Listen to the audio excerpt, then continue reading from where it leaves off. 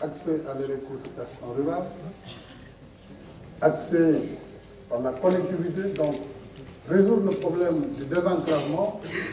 Et enfin, l'autre difficulté majeure que j'ai constatée dans le pays, c'est qu'au moment où le débat sur la parité fait rage dans les villes, nos femmes rurales sont réduites encore à la corvée de l'eau, ont des difficultés d'accès aux soins de santé, et il fallait surtout alléger la pénibilité du travail des femmes.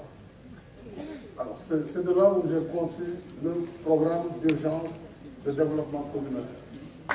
Il répond à ces 4 problématiques, donner dans les terroirs les plus reculés ces services sociaux de base, eau, électricité, pistes de désenclavement, matériel d'allègement pour les femmes.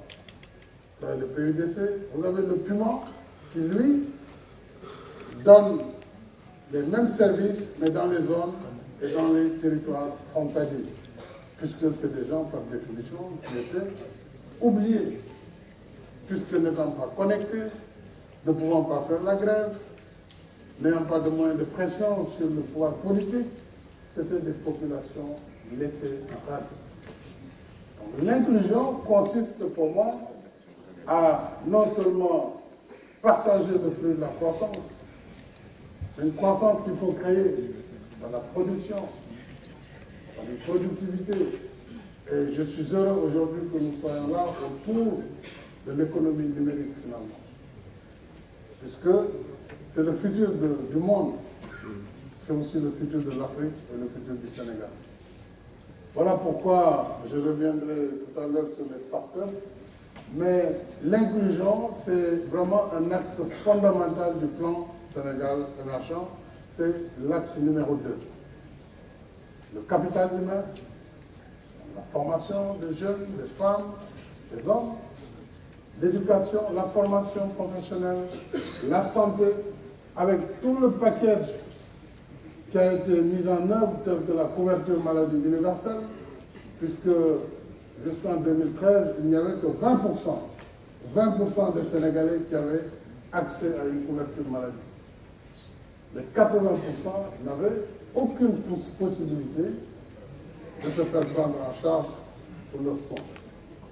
La CMI, au bout de 3 ans et demi, a pu ramener ce taux à 47-48%. Nous allons, dans 3 ans et demi, si nous maintenons la cadence, atteindre l'accès universel, la couverture universelle. Et je me bats aujourd'hui pour l'accès universel aux services sociaux de base. Accès universel à l'eau. Nous sommes à 91% pour l'hydraulique rurale. Accès universel à l'électricité pour les Sénégalais. Nous sommes autour de 60%. Il y a encore des efforts à faire. Désenclavement pour tous. Mais aussi, bien sûr, cette politique d'inclusion ne peut pas aller sans que la femme, qui fait plus que la moitié de la population, ne soit réellement au cœur de nos préoccupations. Vous verrez beaucoup de politiques d'inclusion dans ce sens.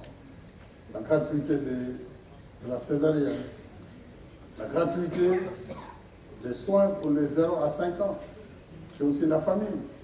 Les bourses de sécurité familiale octroyées aux familles les plus démunies, et les bénéficiaires, ce sont les femmes, c'est également une manière de travailler dans une économie solidaire et inclusive.